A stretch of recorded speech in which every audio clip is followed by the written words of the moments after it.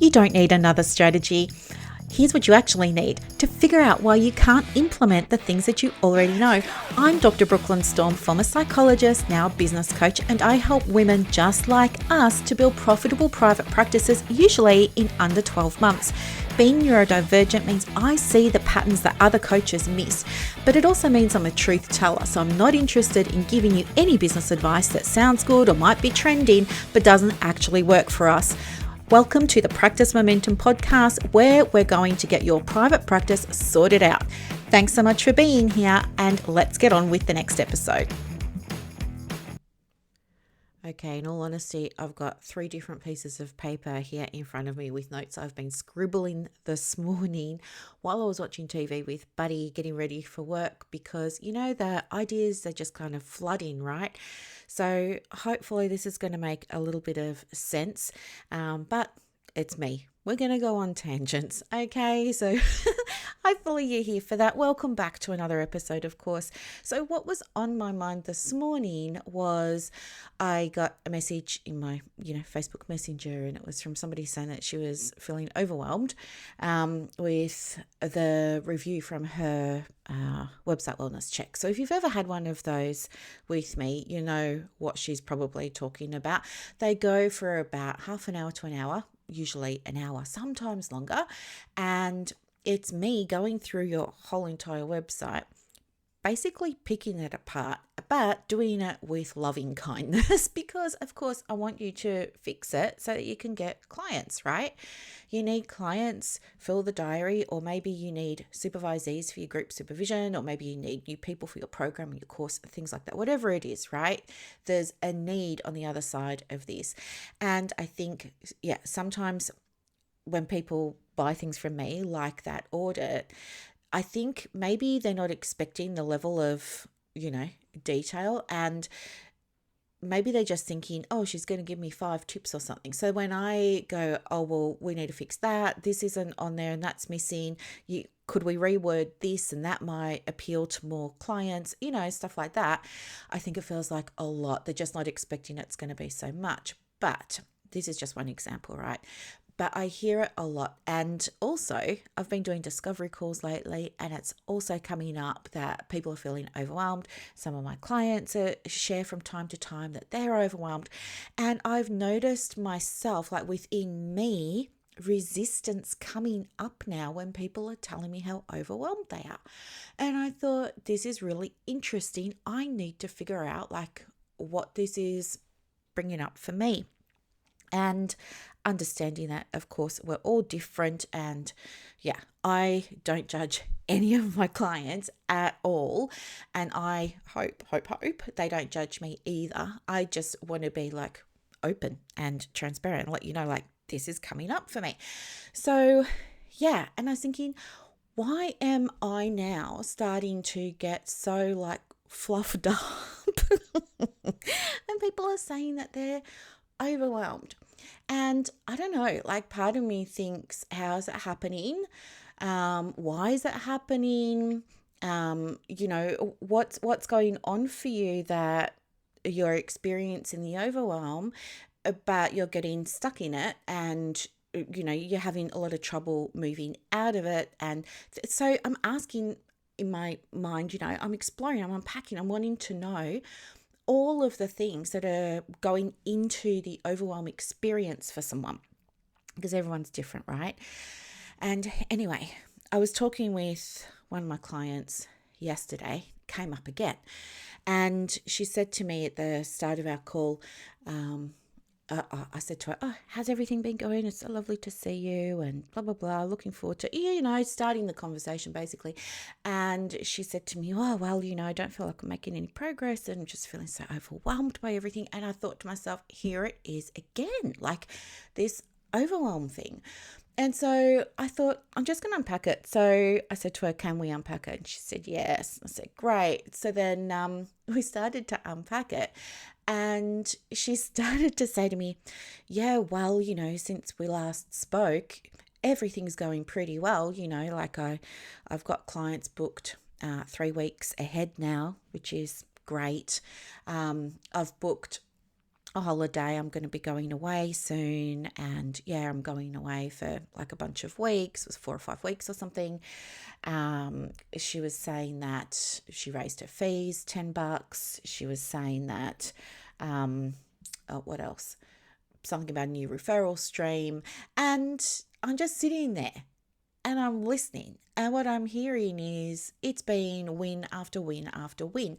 And so when she finished talking, and there were lots of things, right? That's just like me skimming the surface, but there were lots of things. And then I was thinking to myself, yeah, we want to loop back to the overwhelm in a second. But the thing is that as she was saying it out loud, she said to me, oh, actually, I've done really well. And I said, yeah, you have, especially because you just started your practice like from scratch. From scratch. She had a business and blah, blah, blah a little while ago. And then anyway, it all hit the fan. And so she had to start again. And that happened in the middle of our working together, right? So everything got burned down and then she had to boom, build it all up again. And she's done it in a matter of months. And anyway, she's reflecting and she's saying, I'm hearing myself say it out loud. And actually, I've achieved a lot, haven't I? And I said, well, yes, certainly sounds like that. And I said, so where's the overwhelm? She says, I don't know. I said, okay. She said, I don't know. And I said, okay, is there something coming up with clients? She said, no, I really love my clients. Like since I've got my niche now and it's, I'm not general anymore. I'm really refined. I'm feeling energized by all my clients. I love working with my clients. I'm not dreading going to the practice anymore. I was nervous about niching because I was worried that I was going to miss out on clients, especially because I was just starting. But now I've realized that, my diary built more quickly and it was such a surprise. And yeah, before when I was not in a niche, I was dreading going to work because I never really knew what was coming through the door and I didn't really like all of the presentations that I was working with. But now I'm working with this particular client group with this particular challenge and I'm loving it, thriving, and they're thriving. And we're all doing really well. I said, okay, is there something else going on that we need to explore about the overwhelm? So we start looking at everything else and anyway, she can't figure out where the overwhelm came from. And I thought, isn't it interesting that sometimes we can say out loud, or maybe we think to ourselves, we're feeling overwhelmed with something, but then when we look at everything, there isn't anything behind it. And so that became part of the conversation. And, we were talking about how does this come up and, where are we getting this from? And it was very interesting because what we discovered was that she's neurodivergent, I'm neurodivergent. And she said, well, I guess the thing is that, I don't know, I just often feel like I'm behind. And I said, okay. So she's doing really well with her private practice. I mean, it's only been months since she started it up again. And she's doing really well. This is not the first holiday that she's taken this financial year, right? Let's put it that way. She is doing well. So when she's saying she's feeling behind, I'm saying, okay, with what? She said, oh, just thought that, I'm behind and that everybody's further along than me and stuff like this. And I said, well, what are we basing this on? She didn't know. I thought, okay, that's interesting as well. And so it turns out like we just kind of absorb the narrative sometimes, right? But then the other thing too was she was saying, well, I really want to get started with some passive income and maybe that's where I'm feeling behind. I said, okay, let's unpack that. So she said, oh, I think, I should just be like doing the steps. Maybe if I had the steps. I said, okay. And then we explored that and it's like, well, even when she's got the steps, she still feels overwhelmed. And I said to her, do you think it's because you're trying to use linear ways of achieving things for a brain that doesn't work in a linear way? And it was a light bulb moment. And she said, well, yeah, but how else am I meant to do it? Like, you have to follow the steps, and I just struggle with that. And my attention's over here, and then it's over there, and I've got lots of things started, and I want to get them finished, and yeah, I'm struggling. And I said to her, okay, I wonder if you approached the work with a different viewpoint, right? With a different way of looking at it. What could that look like? She said, oh, I don't know. And I said, okay, well, if you're putting pressure on yourself to follow things in a step-by-step linear order, and your brain just cannot do that, you are always going to feel behind because you're trying to put a square peg in a round hole, right? When you were at school, when I was at school, everything was taught for neurotypical people, right? There was an order to things. It wasn't like neurotypical people might call the way that we work chaotic. And for some reason, we kind of learned or picked up that that's bad and that's not how you should do business and that's not how you should work. But it's just not how neurotypical people should work, right? People who are neurotypical do really well with structure, right? And boundaries and steps, and they need a plan and things like that. But the problem for neurodivergent people is that's pretty much all that they have ever learned. You have to have the plan. There has to be the framework. There's got to be the structure. There's got to be the steps. There's got to be a sequence to things, an order to things. And you have to know the following step and the one after that. Even though you're only on step 1, you still need to know what step 35 is, right? This is causing the overwhelm, and it's causing you to feel behind. And you're looking around at peers and colleagues who are only ever showing you the best and showing you what they're doing really well. They're not showing you behind the scenes. They're not showing you the struggles and things like that. So yeah, you're going to feel overwhelmed and behind.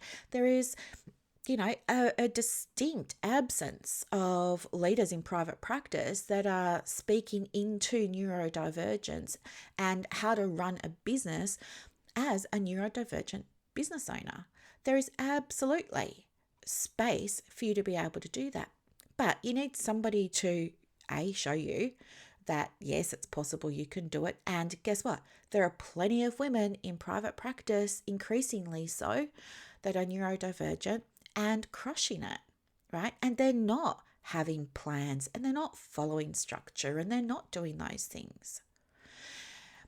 I think the challenge is because maybe you haven't seen how it can look, you haven't been presented with an alternative, it's gonna feel hard for you, right?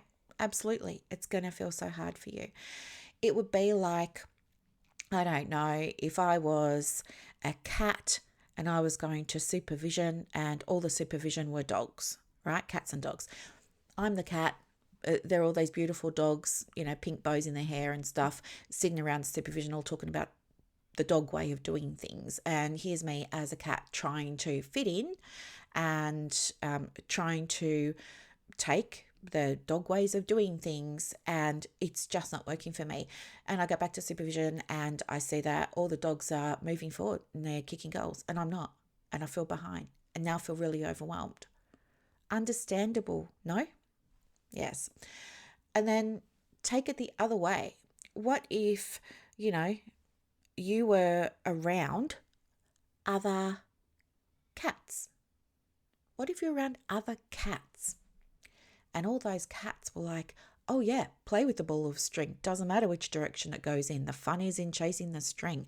Go and have a sleep when you need to chillax. Like, that's totally fine. That's how you're going to recoup your energy so you can climb up the curtains when your parents aren't looking. Like, do you know what I'm saying?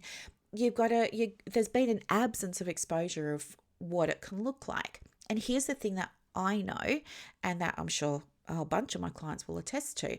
But when you get to work with somebody who understands about being neurodivergent and that, plans and structure and frameworks generally don't work so well for us, we need different ways of working. We need, instead of a plan that says, do this in this order, we need a mind map. We need something that's a bit squiggly. that has, like a little octopus with all the tentacles. And we're just going to look at our little mind map every month, and we're going to say, oh, which thing on my mind map do I feel inspired to attempt today? And guess what? At the end of the month, everything on that mind map is going to be done. But we didn't need to do it in any particular order. We did it in the order that our brain said, oh, I want to go here today. Oh, I want to go over there today, right?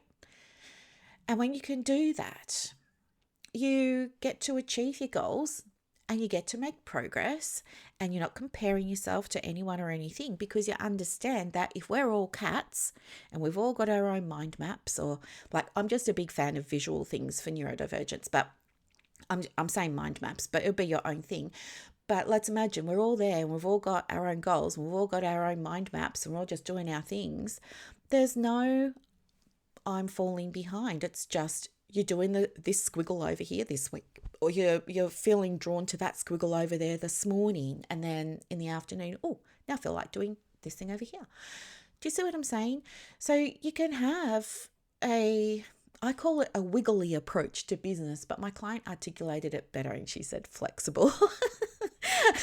So choose your word, but I think, yeah, absolutely embrace the wiggle and allow yourself to go there. And it's not about unlearning anything. You don't have to unlearn, it has to be a certain way. I think we all know that that's going to work for some people, but for us with neurodivergence, it's really about, okay, that's great, and I understand the concept of that, and I can certainly help my neurotypical clients who like plans and like structure and want steps, and yes, we can do all of that.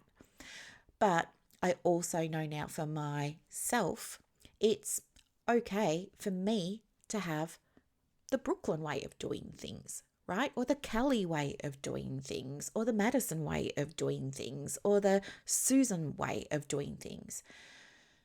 And that doesn't have to be in a straight line where you're getting yourself overwhelmed all the time, right? It doesn't have to be like that at all. The sooner you can start to accept, hey, my brain is never going to handle those straight lines, and it only leads me to overwhelm and feeling behind and not great about myself. I'm just going to give this a go and see what happens. And I'm going to make myself a monthly mind map, and maybe I'll have visibility over here, and maybe I'll have client stuff over there, and maybe I'll have, inspo over there. And I'm just going to make sure that every 30 days I get the stuff done on my little mind map, and I let my brain decide what it feels like doing that week. Yeah. So something like that. It's really around the accepting that the ways we've been taught weren't necessarily the ways that match us and our brain, how our minds work, and things like that. And that, just like neurotypical people needed to develop those ways and formalize those ways for themselves, we also get to develop and create our own ways of working for ourselves. There's another thing too, like somebody was sharing recently about she's doing a course at the moment and she's struggling because she's got to go through like the modules in order. But her mind is like, oh, I want to do module 3 now. And she can't get to it because each module unlocks after the first one's done. So that's problematic. I mean, I think if you're going to be making courses, maybe keep that in mind if you want to be neuroaffirming. But the other thing too was she's finding it hard because she's got to like download this PDF that's not fillable. She's got to download the PDF. She's got to print it off. She's got to try and find a clip or a paper clip or a stapler or something to bundle it all together, which she can never find. She starts writing into the PDF and then there's not enough space. So then she's pulling out a notebook and, and then she's hitting play on the video again. And then she's going back to these loose pieces of paper and now there's a coffee cup on it. And now there's another thing she's got. And do you see? It's a freaking nightmare for her. But she still wants to acquire the skills, the knowledge, and work with the content. because otherwise, like, what's the point? She's into practical learning. She doesn't just want to tick this off because she needs to do it to keep her membership. She wants to learn this stuff so she can use it with her clients. And so we explored different ways of her being able to do that. And, one of the ways is she really absorbs audio very, very well. So I showed her a tool that she can use. She can just upload the transcript of that training into this tool and it will turn it into a podcast for her. And it doesn't cost her anything to use. And so since she's been doing that, now she's able to have that podcast going in the background. It's interesting. It's novel. She's paying attention. She's getting the information that she needs. And then she's able to go online and do the self-assessments and she's passing them. And it's feeling easier for her. She has that podcast going. If you can hear clicking, my screensaver just came on. I know. It's because I'm a talker. Sorry about that. There we go. She has a podcast going on in the background while she's doing other things. She's able to do that. She can split her attention like that. It's so good.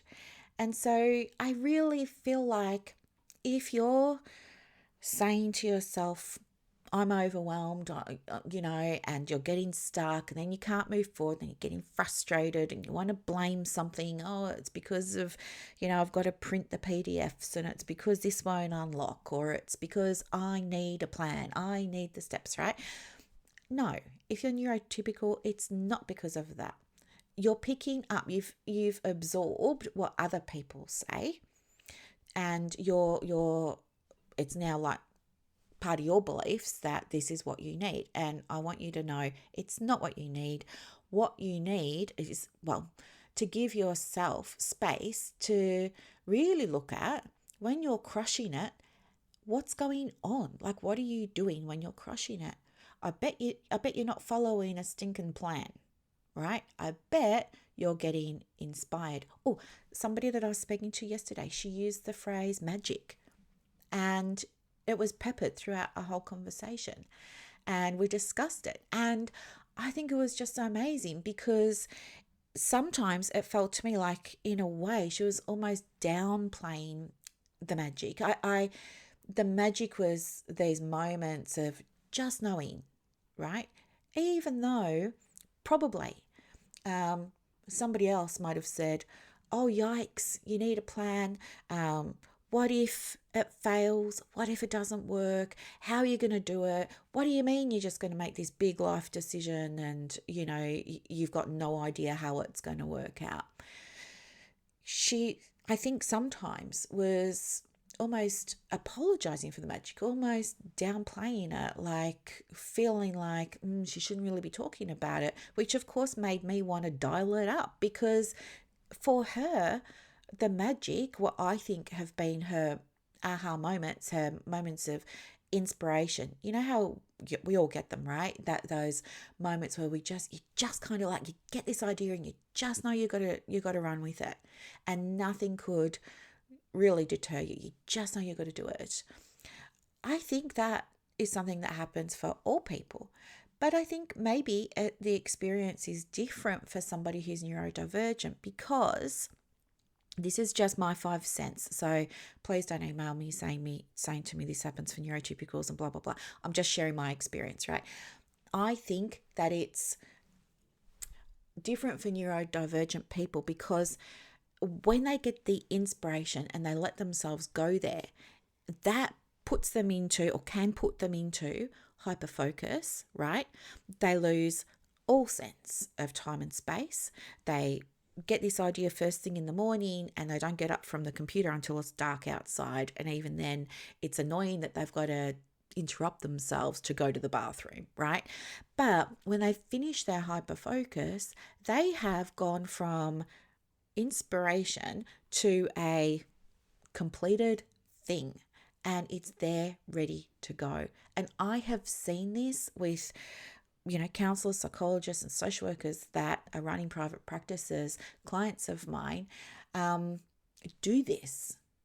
And the thing is that until they I guess I'm not saying work with me or anything like that. I'm not saying about get permission from anybody or themselves.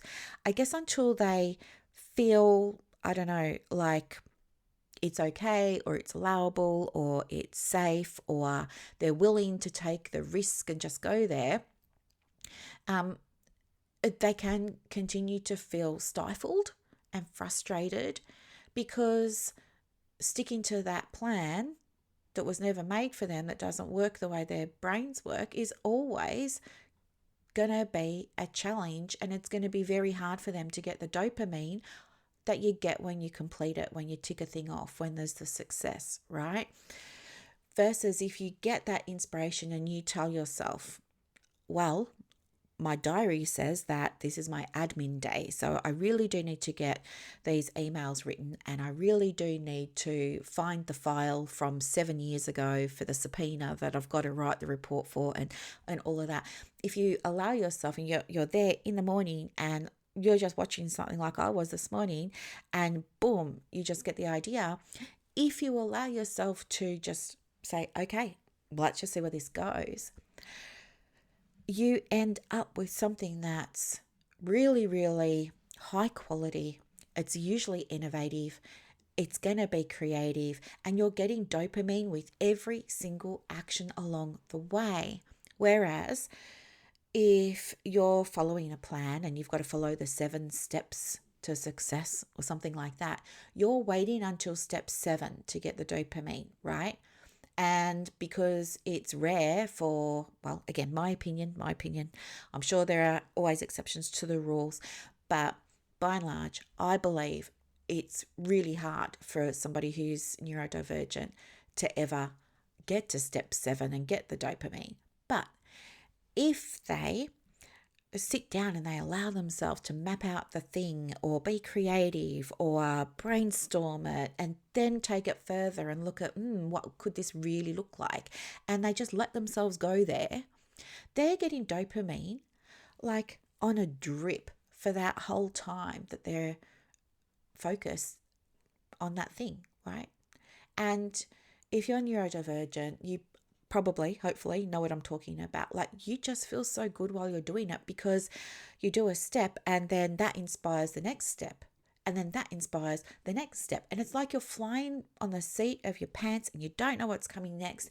But geez, the thing that you've just done was so awesome that now it's leading on to the next thing and the next. And it's like a domino effect of dopamine. It's just bang, bang, bang, bang, bang.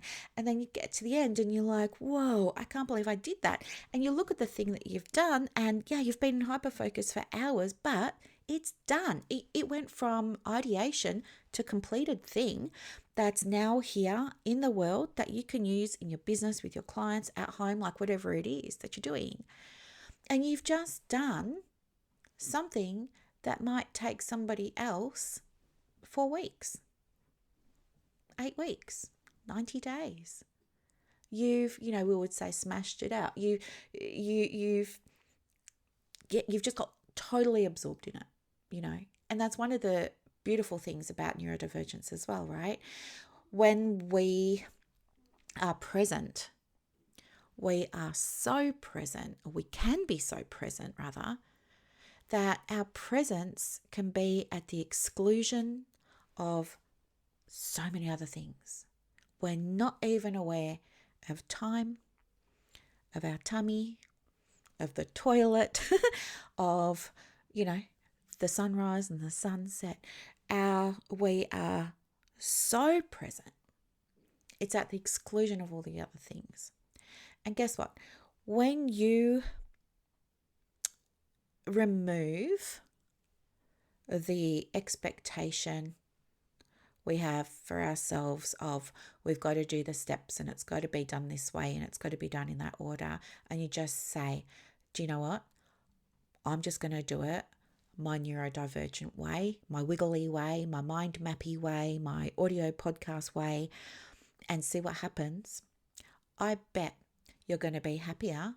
You're getting all the dopamine. You're not going to be overwhelmed, right? You can't be. Well, again, my 5 cents. I don't think you're ever going to be overwhelmed if you work with your brain. And that's why something like visual cues are so helpful for us. The other thing that can be really helpful, I'm on a tangent now in case you hadn't noticed. The other thing that can be really helpful is, again, a visual tool, a visual cue, like a progress bar. A simple progress bar works super well for us. So you can do it in a number of ways, but I think an automated way is best. I think if you try and create for yourself a, let's say it's a habit tracker, right? And you've got to go in and you've got to manually track that you did I don't know, you posted on your socials every day for 30 days or something, and you're in there and you're tracking that.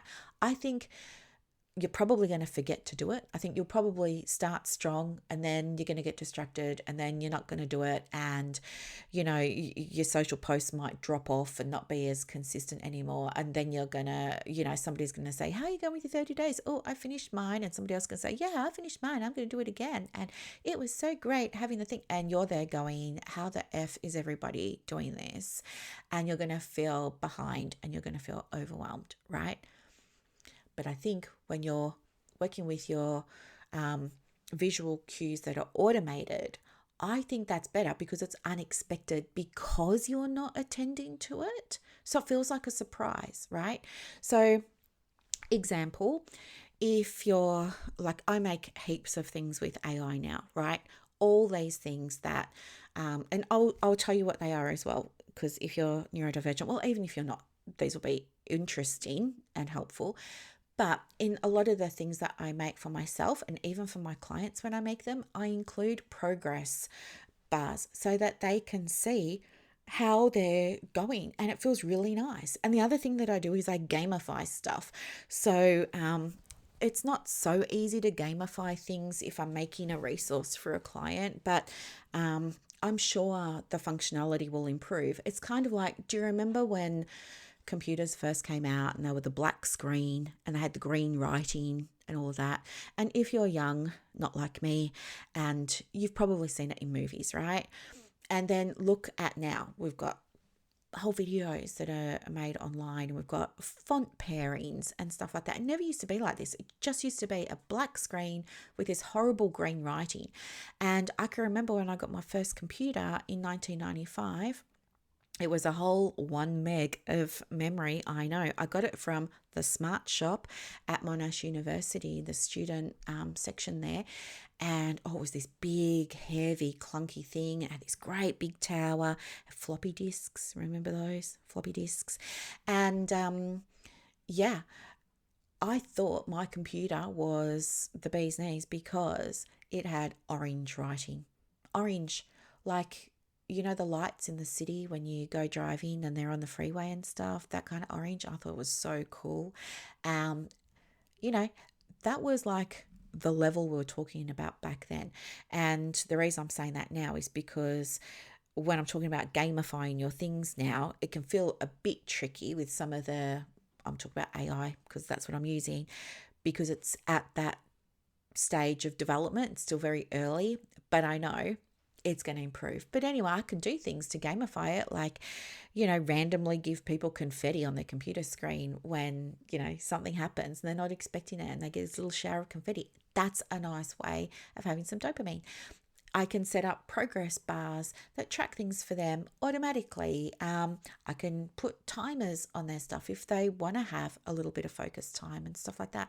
So I think, if you're saying that you're getting overwhelmed, be careful, because whether let me say about neurodivergence and neurotypical first, and then I'll talk about something else. If you're neurodivergent, it's not your language. I don't think, again, my 5 cents.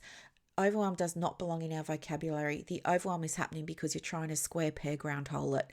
Stay in your lane, do it the divergent way. If you're not sure what that's going to look like for you, listen to what your mind is saying it wants to put its attention on, and get some help, get some support around it while you're learning how to work with it, right? That's the first thing. If you're neurotypical and you're saying, I'm overwhelmed, that can be problematic for you for different reasons, right? For you, that will be happening if you don't have a plan because you need one. You can't work with chaos like we can. You need to know, oh, what do I need to do first? And after that, what do I need to do? Yes, and then after that, what comes next? You need that. So if you don't have that, you're probably experiencing a bit of overwhelm because you're probably, I guess, feeling scattered, and your brain doesn't like scatter, whereas my brain loves it, right? So you're feeling scattered, and that doesn't feel good for you because you want things in order. So that's what's happening potentially. The other thing that could be happening is there's no prioritizing going on. So not only is there no step or framework or guide or thing like that, you also are not sure what to do first. And so everything feels urgent, everything is important, everything needs to be done now, and everything is behind. And then you make it mean something. I'm not good enough. I will never make this work. I'm just not a business owner. Maybe I'll go and work for somebody else so I don't have to deal with this. And maybe you start one thing over here and then you leave it and then you start something else over there because maybe you think, oh, that should be the priority. You know, somebody said that should be what I'm focusing on, so I'll do that. And this is what happens, I think, with even the websites. We feel like I'm starting a business, I'm going to need a logo, I'm going to need my colors, I'm going to need my fonts, and I'm going to need a website. And you don't take time to go and learn how to make the website, what needs to be included on it, what is going to work, what's going to convert, what needs to be on the tabs, what makes it compliant, what a user experience is, or anything like that. You just kind of dive into Wix, or for me it was GoDaddy. You just kind of dive in and you get started, right? And then you're like, ta-da, I made the thing. And field of dreams, the clients should come, they don't come. And then you ask me, can you help me figure out why the clients aren't coming? My husband's looked at the website, my bestie looked at the website, my supervisor thinks it's great, it's not working. And then I'm like, well, it's not legally compliant. These links are broken. It's all written by AI, da, da, da, da, da, da. And we go through and I'm like, so we don't want to fix that. Here's a priority. And then you're like overwhelmed. But it's because you started steps, but you did them in the wrong order, right? Kind of like there are some women that start a private practice before they've learned how to do a business, right? They start a private practice and they don't have a business plan. They don't have a marketing plan. They don't have anything. They're qualified and they want to work with the clients and they think, I really just need to get a website up and a Psychology Today profile and I'll be good and the clients will come. And for some people that absolutely works, but for most people it doesn't. And so then they're paying rent or a lease on a room, on a space or something like that, and they don't have any clients. And so there's pressure on them. And then here we go with the overwhelm because now we're clutching because we don't know what to do. We don't know the order to do it. And because you're neurotypical, you're wanting that, right? You're wanting, neurotypical people often say to me, can you help me with a plan? I need to know the steps. And I'll give them the steps and they'll say, yeah, okay, that's great. But then what? And I'll say, well, okay, but that's a big thing over here. And they'll say, yeah. But then what comes after that? I'll say, well, after we've done the business plan, then we're going to do the marketing. They'll say, okay, and then what? I'm like, well, hang on, the business plan's going to take time and the marketing's going to take time, And they're like, yeah, I understand. But then what? And so it's this constant, yeah. So it's really, really, really, really challenging. You need that structure. And because there's a lack of it, you're feeling the overwhelm. The other things that can happen are, hang on, I've written notes. I think I said that I've written some notes. Yeah, unclear priorities. Oh, no systems. So there's kind of an absence of systems. And what that can look like is because you're wanting everything to work in a certain way, but you don't know how to do it, You're trying to do the best that you can. And then what happens is you've got disjointed systems, or you've got an absence of them. And it's the disconnected systems or the absence of them that's then contributing to the overwhelm. Because I don't know, for example, you can find yourself in like one of my clients, when she first started working with me, she's got very successful group practice. She's a psychologist. She's got like, I don't know, I was going to say hundreds of psychologists and social workers working for her, but that's not true. I was exaggerating, but you get the idea. Like, she's got a bunch of people working for her, and on paper, she looks really successful. And, she's a private practice business coach, and she does really, really well. But she's always feeling like, she's reacting to things. So she'll say to me, oh, I've got a toxic team member at the moment, and she's like, there's this rot in the practice, and it's just kind of spreading, and I don't know how to deal with it. And then we have to go back and look at her systems, right? And she's like, oh, I don't have that. I'm like, okay, what about a policy for this, that, or the other? And she's like, oh, I don't have those. So she is in a position where, although she's financially successful, although, if you met her at a conference, you'd be like, whoa, she's doing so well. She's constantly stressed, constantly feeling overwhelmed, because she's finding herself in situations where she's having to respond and react rather than lead, And so that can cause overwhelm. And then once we put these things in place for her, then she feels more confident having difficult conversations, letting somebody go, starting the recruitment phase again, adding a service, discontinuing a service, opening another satellite office, closing a satellite office, doing all of those things. So you might say she's in her power now, and she is, because she's feeling more confident, and she's not overwhelmed because she has steps that say, when this thing happens, here is what happens next. She's got all that now, and so there's no overwhelm. That's the cure for some people, making sure that you've got clear priorities, you've got the steps, and that you're not wearing too many hats. And the not wearing too many hats is the lovely outcome of knowing what to prioritize and putting your systems in place. Yep. So then I guess the other thing that I was inspired by this morning, slight tangent, stay with me. I went onto YouTube, and you know how YouTube puts some suggested videos at the top of the screen for you? Well, there was a video of the Pope Leo, and the heading on the video said something like, Pope Leo recommends that AI be disarmed, or something like that. And I thought, oh, hello, this is interesting. Church is getting in on the AI. Of course I'm going to click on that video, and it only went for 10 minutes, which was awesome. But hey, get this. When I was watching it, the Pope, and I'm going to get all the language wrong, I'm very sorry if you're Catholic, is it cardinals? There were, I guess like important people. Imagine a stage, but they weren't on a stage. They were on the floor, and they were at ground level, let's say, and then the seats in the theatre went up, right? The opposite to what you would normally see in a theatre, I guess, where the stage is sort of elevated and the seats are at ground level. This was sort of inverse, and it was very small. And everybody there, I think, was a cardinal or a bishop or something like that. There may have been one or two AI people there. I didn't recognize them, but I think the Pope referenced one of them at one point.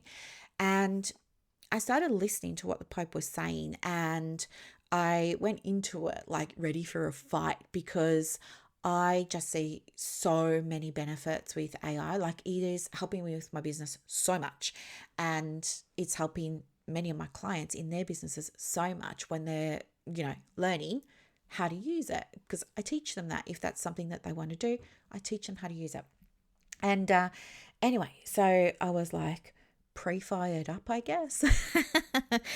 And I told myself, just listen. 6:30 in the morning. We don't need the adrenaline going just yet. The medication hasn't kicked in. And so anyway, I'm just there and I'm watching it. And it was interesting because I felt myself soften as he was talking, because I realized he's approaching it from a macro level, macro. And I realized I have just been like in my own little world with the AI. And I think my own little world is just fine. For all intents and purposes, it is. But he was talking about it more in terms of AI should be disarmed, because he was referencing. So the current Pope is Pope Leo the 14th, I think, and he was referencing Pope Leo the 13th, and he said, 135 years ago, Pope Leo the 13th gave a talk. I forget the name of it. Is it a encyclical? I don't know. I know I'm totally butchering this. I'm so sorry. But anyway, he said that back then, 135 years ago, that Pope Leo gave a similar presentation, but it was about the emergence of the Industrial Revolution. And I thought, this is interesting. And he was referencing it, and he said in that talk that he made, he was worried about the advancement of technology and what it meant for communities, and what it was going to mean for workers, and how it could create poverty because it might take away people's jobs. And I thought, this is interesting. And then he was talking about how that technology might be used for bad things and not good things and stuff like this. And of course, bringing it back to trying to see things through faith and trying to relate the Industrial Revolution and in advancements there in technology to what it meant for humanity and for the earth, for relationships, and for God. And I thought, okay, this is very interesting. And then he says, so I'm finding myself in a similar position now, but it's not for the Industrial Revolution. It's for this revolution, which is AI. And then he was going on to say about he was worried that, AI could be a tool of exclusion for people. It could exclude people from accessing employment opportunities. It might exclude them from accessing social support systems. It's not really about bringing perhaps people together, and maybe it's not so much for the advancement of humanity or God. And he was quite concerned about how AI could be used for stuff like, deploying weapons. I think he was talking about the army and war and stuff like that, and how they've got drones, and you don't need a person anymore to go and shoot somebody. You just set up the drone, and you aim the drone at the target, and the drone just does the thing now. I think that's what he was talking about. And it was very, very interesting. And I'm glad that I listened to it, because it did help me see and understand better some people's concerns around AI. But I guess the reality for me right now is that I'm running a business like you are, or you're perhaps going to be running a business, and AI is everywhere. It's in your Gmail, it's in your Google Sheet, it's in your search results, it's everywhere, right? I mean, in my bank, there's now AI, and or ask the AI about how you're going with your transactions, and if you've got any questions, ask the AI. It's everywhere. And I think it's responsible, perhaps, to make sure that you understand what AI is and how to use it in your practice. I think if you don't learn it now, you're going to fall behind real quick, because as somebody who is into it, I get updates every single day, and it changes every single day, the AI landscape. And, when I first started getting into this 6 or 7 months ago, I was at the leading edge, I like to think, in terms of private practice and what it can be used for, in terms of applications for us as women in business. And I like to think that I still am, but Every day there's something new. Just coming back again to what I was saying before. I'm on a tangent now. This is what I'm saying. Like, this works for me. The AI works for me because of my neurodivergence, because it's not the same, because every day there's a new development in the world of AI. Maybe it's a new feature in ChatGPT. Maybe it's something new that I can do with Claude or Gamma or like whatever I'm using. It's it's exciting because every day it's novelty, every day it's dopamine. And then I get to go, okay, now I'm aware of this. Now I've learned the thing. Now I'm on top of it. Is it relevant to my clients? Is it something that I can share with them? Is it something that could help them? Is it something that could help them in their business to automate a workflow or streamline something? Or, if they're spending 10 hours a week on the email, is this something that could get that back to 2 hours a week? And then with that other time, they could go and work on the business instead of trying to see clients full time and work on the business after hours when they should be, not should be, I was going to say should be relaxing, should be winding down and stuff like that, but should isn't the right word. I heard myself say that. Would rather be, want to be chilling, de-stressing, all of the things. But anyway, yes. So AI for us with neurotypical and neurodivergence, see how I'm bringing it back? I know. I think the role of AI in Overwhelm is that for somebody who doesn't know how to use it, right? If you're neurotypical and you don't know how to use AI, you think that you do, right? You're unconsciously incompetent, right? You just don't know what you don't know, and you think the way that you're using it is great, okay? I'm here to tell you, you probably haven't even scratched the tip of the iceberg.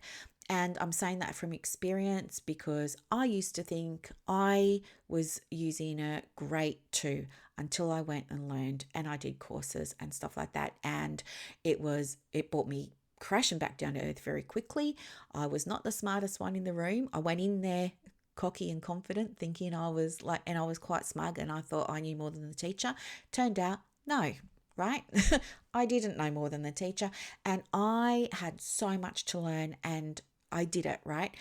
But the thing is that if you are neurotypical and you're using it, let's say, for example, you're using ChatGPT to make posts for LinkedIn, okay? And you're going back and forth and you're like, oh, I want to make this post, make it a post about mindfulness and relationships or something like that. And you're going back and forward.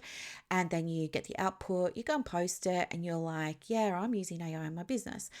I think the AI is probably going to hinder more than it helps if you don't know what you're doing, because you're probably, two things are going on. Either you're spending a lot longer than you need to going back and forward with ChatGPT, for example, about the post that you want to make. Really, this should happen in less than a minute. And you're probably spending maybe half an hour on it or more sometimes, I know. That's probably happening. And then you're probably putting out content that's just not landing.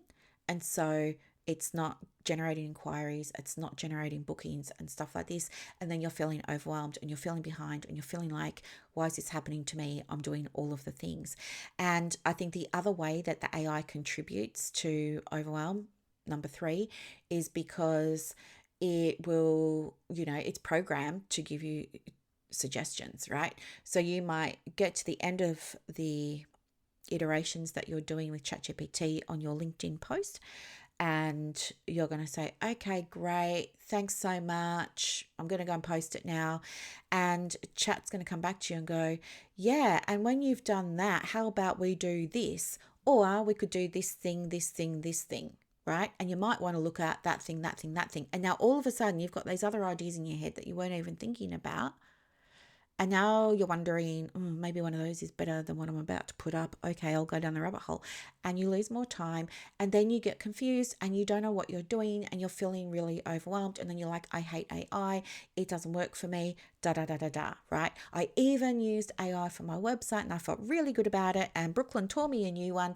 And, she's told me go and handwrite it, and what a waste of time. Now I'm going to have to go and do it all over again, and I don't want to do that, so I'm not going to, and then still don't get inquiries or bookings and things like that. So I think that AI contributes to overwhelm unless you know how to use it. And that's for if you're neurotypical. Now, if you're neurodivergent, my take, again, it's just my 5 cents. Tell me if I'm wrong. But I think AI works super well for neurodivergent minds for a whole bunch of reasons. For example, it helps you as an executive functioning partner. By that, I mean it can reduce cognitive load by remembering things for you. It can schedule things for you. It can sweep things for you. It can automate things for you that you might otherwise forget to do or not, prioritize or not be in the mood to do because your energy isn't there, but it will take care of it for you. You can use it to help you remember things. It can reduce decision fatigue, right? Which is something that so many of us struggle with, like making the decision. It can be really hard. It reduces analysis paralysis. So when you're neurodivergent, you might have an idea over here of a group program that you want to set up, create some passive income, but you're thinking about it in terms of, oh, I need the plan, I need the steps, I need the framework, it needs to be like this. And so you're feeling stuck. But the AI gets you unstuck because it works with you. Even like a very, very simple way would be brainstorming, right? And that brainstorming alone helps you explore things, unpack things. And here we go. Now we're getting in the zone, right? We're getting in the zone of that inspiration. It can also, yes, I'm just turning over my little piece of paper here. My hands are shaking this morning. It is cold, but I don't know why my little hands are shaking. I didn't have much sleep last night. The one they call Buddy kept jumping off the bed. He must have jumped off about 3 times, and he kept saying, Mum, I need to go out to the toilet. And then I'd open up the door for him, and it was blowing a gale, and it was raining and everything. And then instead of going out to the toilet, he walked backwards away from the door, and then we had to get back into bed. So there was a bit of that. Maybe I just didn't get a good sleep. But anyway, it can help you if you're neurodivergent by systemizing some of your tasks and helping you get started with things. It's called task initiation, but helps you get started with things. One of the fantastic things that it can really do for you is support you with your communication. So if you have rejection sensitive dysphoria like I do, responding to an email that feels triggering can be really hard. And I didn't realize how long it took me to reply to, let's say it's an email, but it could be a comment on your post. It might be, I don't know, whatever, but some feedback, right? It might just be the smallest thing. And a neurotypical person's going to go, well, there's nothing wrong with that. And it doesn't mean anything at all. And why are you getting so upset, and just ignore it, blow it off? But for us, it's a big deal, right? And we can feel dysregulated, triggered, like all of the things. And then we kind of know what we want to say, but at the same time, we're trying to be professional about it. And we're also emotional and we can't think clearly. And we can sit on that email for a day. We could sit on that email for an hour, 2 hours, 3 hours, whatever it is. And while we're looking at that email, we're simultaneously, while we're trying to write it, processing, right? Not a great combination, is it? And, we're typing the response, and then we're deleting it, and then we're typing it again, and then we're deleting that. And then we end up sending something that's quite watered down, that doesn't really convey what we want it to convey, because We want to be loved by everybody and we don't want anybody to not love us, but we send it, and now there's this like little bud of like frustration, irritability, anger, resentment because, you don't feel like this person who sent you that thing really gets it, really understands XYZ. For example, the point is, you can lose a lot of time on one email, and that can make you feel like not only tired, but it can make you feel vulnerable, can make you feel rejected, it can make you have self-doubt, and all these things get in the way of being able to respond. Even though you might be a psychologist, right? Or a counsellor or a social worker. Doesn't matter. It happens. You're human, right? We all are. We all experience these things if you have neurodivergence and RSD. So the point I'm trying to make is that AI can absolutely support you in managing a couple of things around communication and also around boundaries. And that's really, really hard, I think. Well, it was for me for the longest time. I used to really struggle with boundaries. Like people, like I only want to work with clients online on Monday and Tuesday mornings, and at a pinch, if it's needed, I can be available and show up for somebody on a Wednesday morning. But outside of that, I don't want to do it. And it took me time to get okay with, I don't like the word enforcing, but I guess sticking to that schedule, right? And so people would say, well, I really want to book, I don't know, let's say supervision. I really want to book that. But yeah, I'm only available on a Friday. And, I didn't want to upset somebody. I didn't want to let somebody down. I didn't want to offend them, blah, blah, blah. And I used to agree, and I'd say, sure, I can see you on a Friday. And I'd say, but it will need to be in the morning because, that's when I want to work. I'm at my best in the mornings, right? And they'll come back to me and they'll go, oh, great. And I feel like, oh, good, she's happy, great, phew, relief. She's getting the appointment. And then the next sentence would be, but I can't do mornings because I've got yoga. So it will need to be at 3:30. And I find myself locked into an appointment 3:30 on a Friday afternoon that the person may or may not turn up to. And that's just one example. And I did that for years. And, it just, I guess, saying yes to things that weren't really aligned, but saying yes to them because of what was going on with the neurodivergence and the RSD. So the AI can support you in articulating your boundaries in a professional way. And when that happens, you write the email more quickly. You may still want to edit and refine, but it takes you so much less time because you got the bones there, and then you can just boop, send it. And there's pretty much no emotional trigger, pretty much no dysregulation, right? I think the other thing too is, what else? Oh, the communication, the boundary settings. Yeah.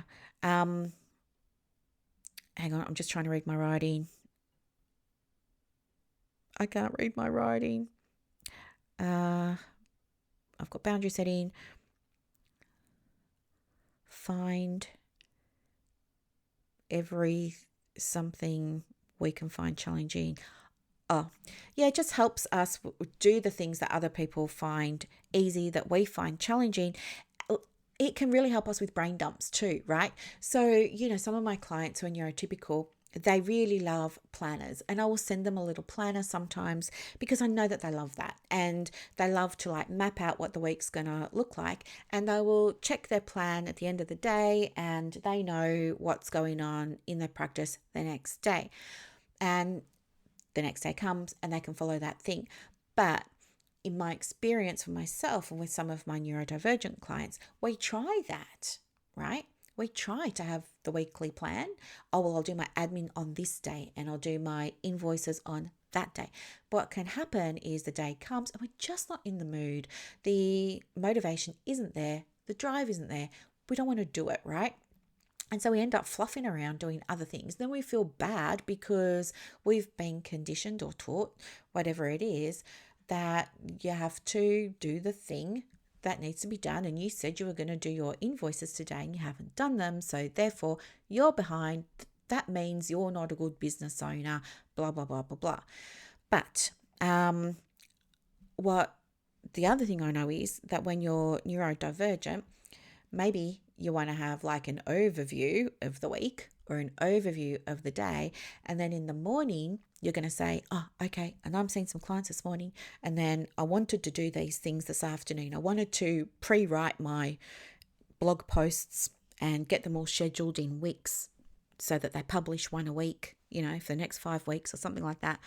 But I'm also thinking about this, and I've just seen this thing on YouTube and, blah, blah, blah. And so now your brain is full of kind of excitement because there's all this other stuff that you want to do. There's this nice little buzz of how am I going to get it all done, right? And secretly, you're going to get done the things that are important to you. So you're not really worried about getting things done. And then you have an option. You can either follow your agenda and it's going to feel hard and you'll feel disconnected and you feel like you're failing perhaps, or like you're behind perhaps, or you'll push on and you'll try and get the things done, but it's going to feel like you're walking through the mud and it's slow and why isn't it quicker and where's my result and things like that. Or you will do what I do and some of my other clients do. And it's like, we will just get a piece of paper and we're going to quickly, before we forget it, jot down all of the things that we want to do. And it's not a to-do list. It's like a want to-do list. And it's all just there on the paper. And sometimes for us, just getting it down on the paper is all we need to clear our minds and then focus on what we're meant to be doing, air quotes. But for others of us, we can look at that and go, okay, which one do I want to do first? And that's me. I'm like, which one do I want to do first? But what I've also learned is when it comes to business, I want to link it to two things. I either want to link it to something I want more of in my business for my clients, for the business itself, for my audience, for me personally, right? Or I want to link it to a value that I have. So I will look over my, scribbly bit of paper with little doodles on it and asterisks beside lots of things and things underlined and, bolded, and I've got boxes around other things and stuff like that. And I'll have a look at it. And if I can do it through the lens of, okay, if I just do one of these things today, which one will get me closer to helping one of my clients? Which one will get me closer to another product on my Etsy store that can bring in recurring revenue?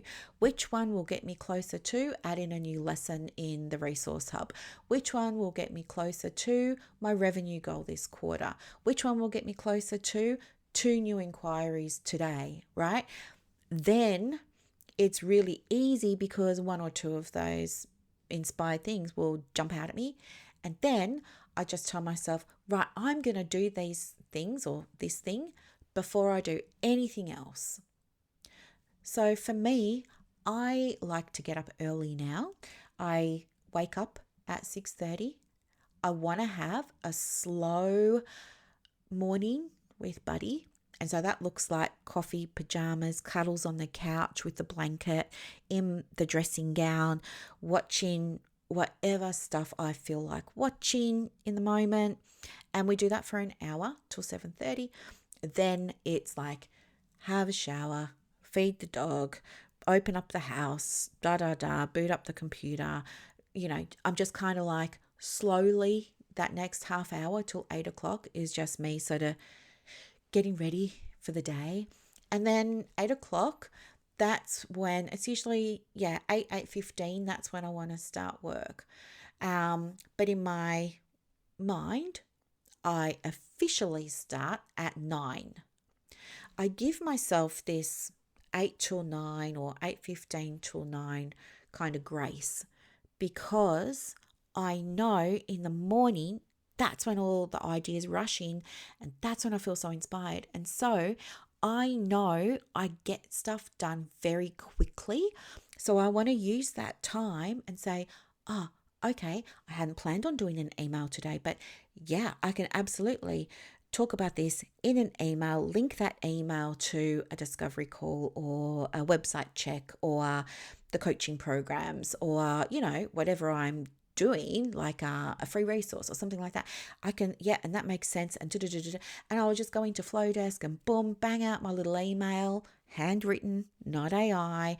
I've started saying that in the bottom of my emails too now. I'm like, this email was handwritten by me, not AI or not by ChatGPT, right? Because I think it's so important. It's just like tangent. Come with me for 1 second. This is just me for a second.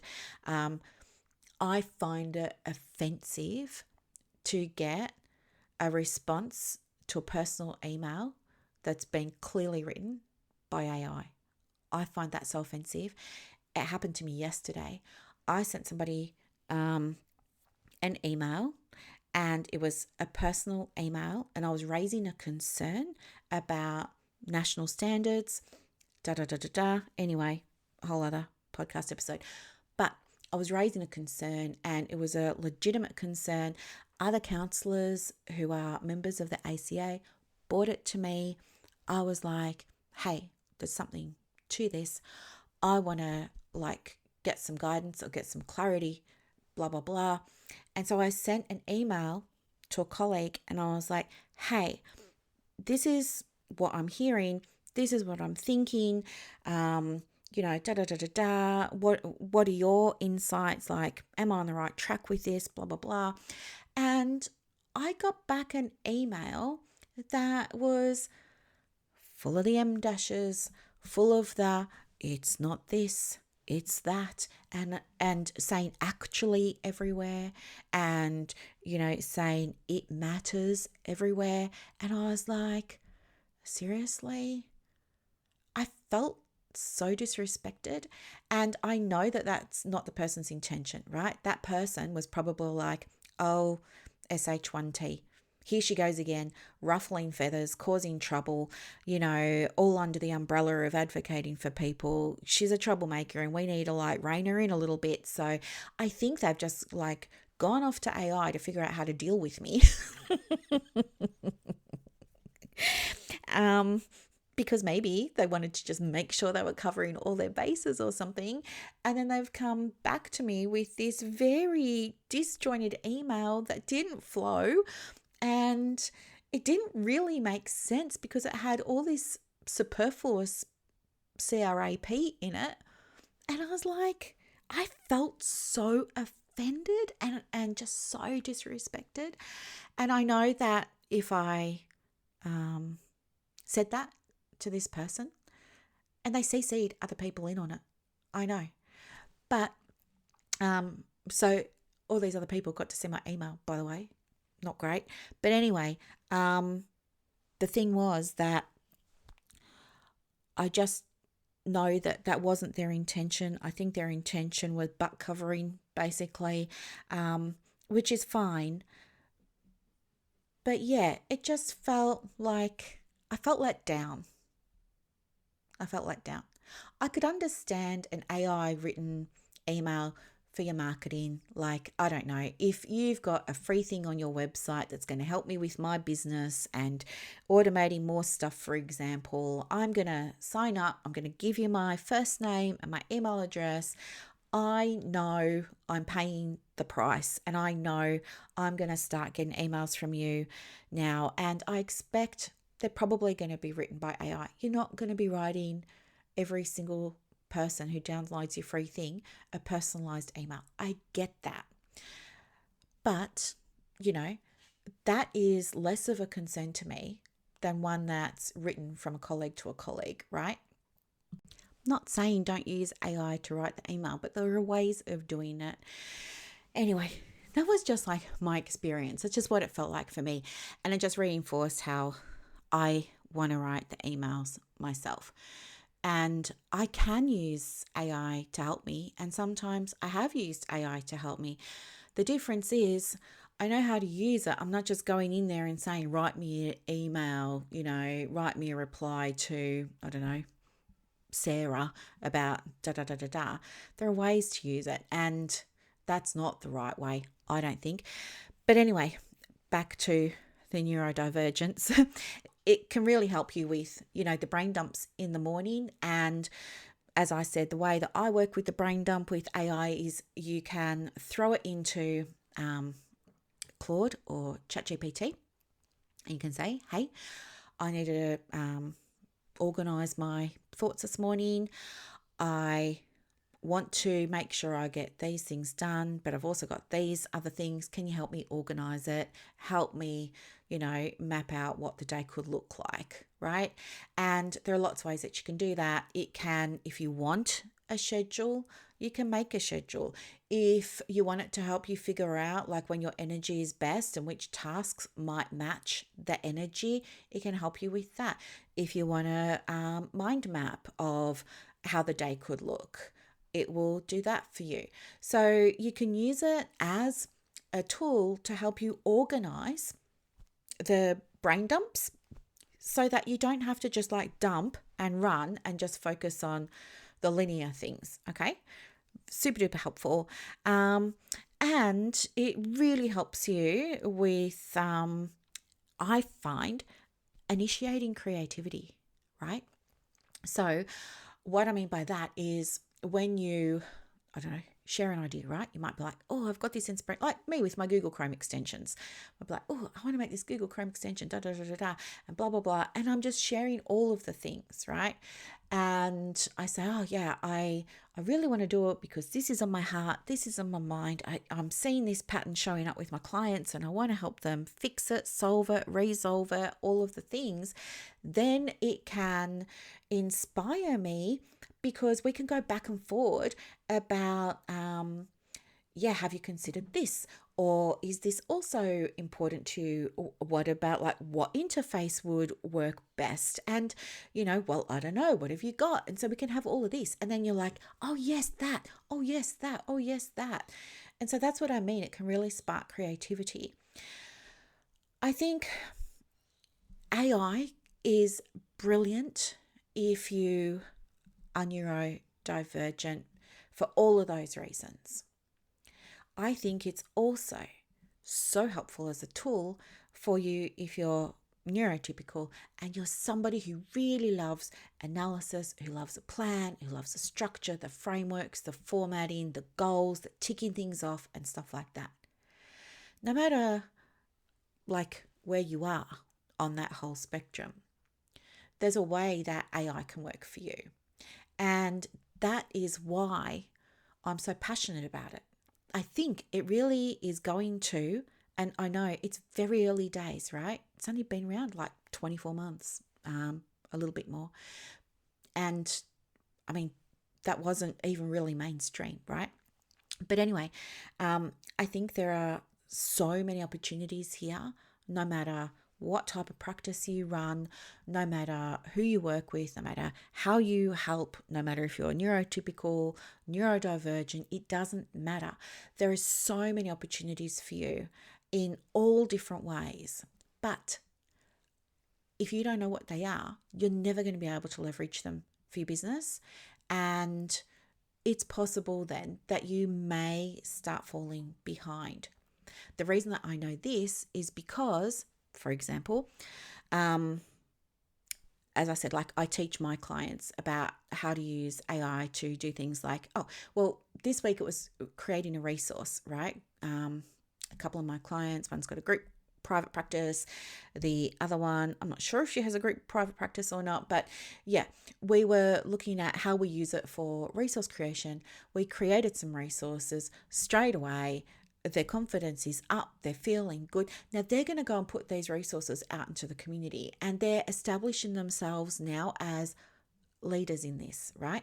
When they go and their clients show the doctor, show the parents, show the school, show the other practitioners in the next supervision session, like the things, it's going to make these women memorable, stand out in the mind of a referrer, stand out in the mind of client. It's going to build up the word of mouth because once people become aware of what they're creating, everybody's going to want one. And you know what? They're setting the standard at the moment. But the thing is that as people, other practitioners, become aware of what they're creating, they're going to start creating them too. And then it's going to become the standard, right? It'll be the standard expectation of a client that you're using AI for certain things in your business. And so even when it becomes the standard, my clients who've been learning this are already firmly established as people who led it, right? The originators of it. They started it. And that can never, ever, ever be taken away from them. This is going to really support the longevity of their business, right?